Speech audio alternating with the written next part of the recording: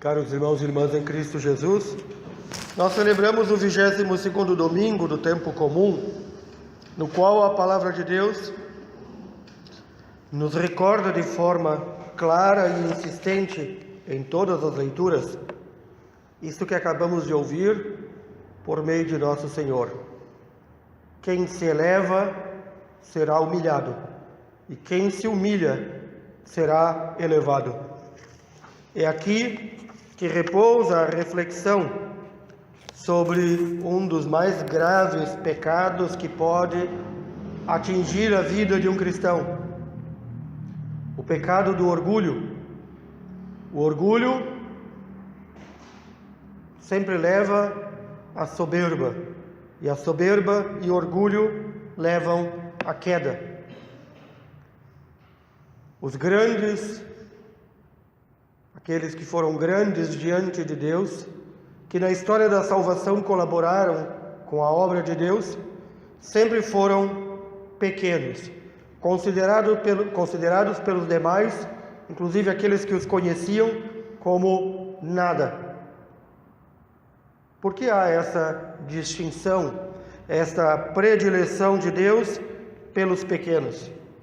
Porque somente os pequenos, aqueles que se fazem pequenos, aqueles que reconhecem o seu nada, são capazes de deixar Deus agir e, portanto, colaborar com Deus.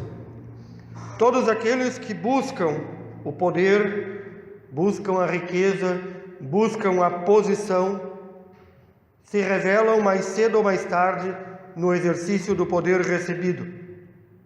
Há um ditado popular em todos os povos, não só entre nós, que diz: queres conhecer uma pessoa, dê poder para ela, porque o poder sempre corrompe, assim como o dinheiro.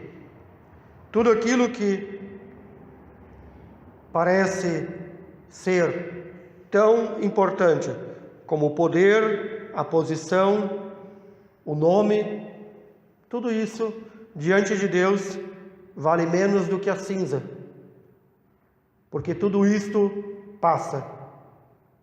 Se nós olharmos a história da igreja nestes 2000 anos, vamos ver que não foram poucos, centenas de reis, de imperadores, de governadores, de potentados e todos aqueles que detinham o poder, de governos que procuraram destruir a igreja e ainda continuam. Vamos ver também quantos sacerdotes, padres e bispos indignos que procuraram destruir a igreja e não conseguiram, porque aqui vem aquela a quem São Francisco muito bem chamou de a irmã morte. A irmã morte põe fim a tudo, põe fim ao nosso orgulho. E nosso orgulho não é somente de grande poder. Não pensemos que a tentação do grande poder está naqueles que têm um grande cargo. Também na nossa vida simples, humilde, também entre os pobres, há aqueles que querem ter poder. Aqui mando eu. Aqui está o orgulho. Seja lá na minha casa, seja lá no meu bairro, seja lá na minha rua. Aqui mando eu. Aqui ou fazem do jeito que eu quero, ou não servem. Aí está o orgulho personificado. E o que diz a palavra de Deus? Para o mal do orgulhoso não existe remédio, porque é a planta do pecado que está enraizado nele, e ele não compreende. Claro, porque todo pecado obscurece o entendimento. No entanto, a palavra de Deus diz que o homem inteligente reflete sobre as palavras dos sábios.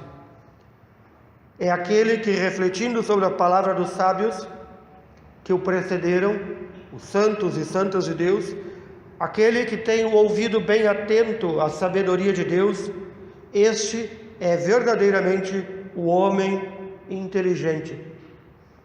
É esse verdadeiramente o homem que vale diante de Deus, porque ele não se apega a um cargo, a um poder, a algo que ele tenha recebido e que ele vai mais cedo ou mais tarde deixar ao descer à sepultura.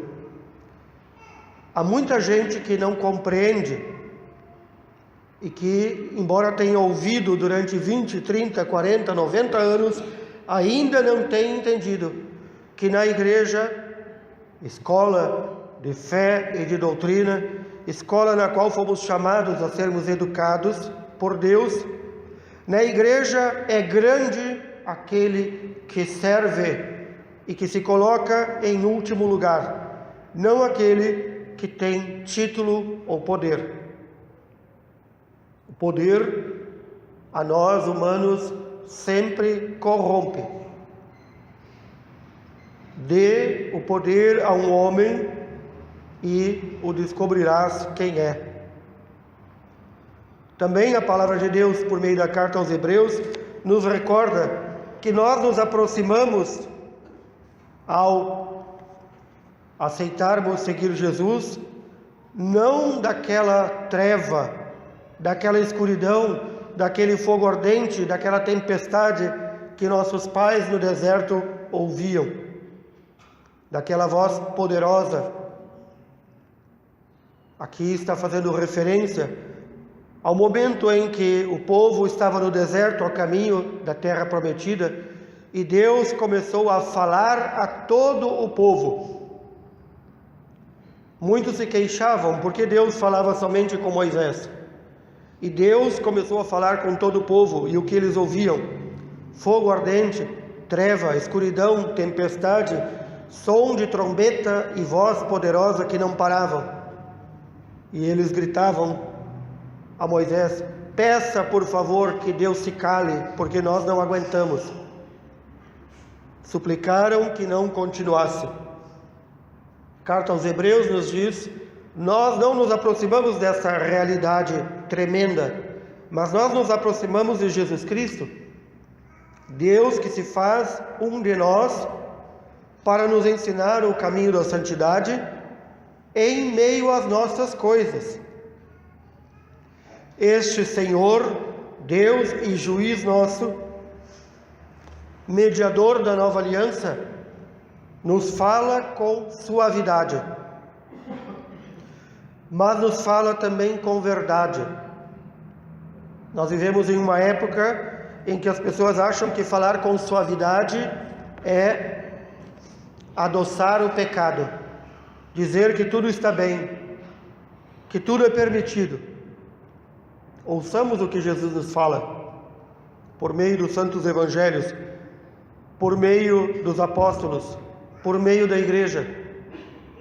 Em nenhum momento Jesus adoça nada. Ele vai a esta refeição na casa de um dos chefes dos fariseus, sabendo que eles o chamaram para ficar de olho nele, para o observar, para ver com quem ele comia, para ver se ele purificava as mãos antes de comer, para ver se ele rezava antes de comer, para colocá-lo em uma cilada. E Jesus notou que os convidados daquela casa tão importante escolhiam os primeiros lugares. Não é assim também entre nós? Quando nos convidam e não nos dão o devido destaque que nós achamos que merecemos? Não é assim também quando convidam alguns e não nos convidam? O nosso orgulho, que é uma planta do pecado, desperta dentro de nós violenta, como um escorpião atiçado, e diz: fulano não me convidou, fulano não gosta de mim, fulano não me louvou, fulano não me agradeceu. Aí está a planta do pecado, o orgulho, como um aguilhão dentro da pessoa. Ou então, como é que ele convidou todo mundo e a mim não convidou? E Jesus inverte a lógica humana e diz: Quando tu fores convidado, coloca-te em último lugar. Não procure o lugar de destaque. Não procures aparecer. Um grande clássico da fé cristã, chamada A Imitação de Cristo, que é o segundo livro cristão mais lido depois da Sagrada Escritura, nos ensina logo no início: se tu queres ser grande, se tu queres ser reconhecido por Deus, que é o que importa, procura passar despercebido e considerado como um nada. Se tu queres ser grande diante de Deus, procura ser considerado como um nada. Esta é a lógica de Deus, tão diferente da nossa. A nossa lógica humana pecadora é fazer o bem a quem pode me retribuir, dar a quem pode me dar, estender a mão a quem também pode me estender a mão um dia. A lógica de Deus, que é a única que pode nos levar ao céu, diz: dê a quem não pode retribuir, alcance a quem não pode alcançar, sirva a quem não pode te servir, e então tu serás feliz, porque a tua recompensa chegará no dia da ressurreição dos justos. É uma palavra tão cara na Sagrada Escritura. Justo. Justo, justa, é o mesmo que santo, santa. É o mesmo que bem-aventurado, bem-aventurada. É o mesmo também que, para Deus, o pobre. O pobre é aquele que não confia nas suas forças, no seu poder, na sua riqueza, na sua posição, mas confia-se completamente e somente em Deus. Que o Senhor nos dê esta graça da humildade, porque é a humildade que destrói a planta do pecado, da soberba e do orgulho em nós. Que o Senhor nos faça servidores, torne o nosso coração dócil para servir. Louvado seja nosso Senhor Jesus Cristo.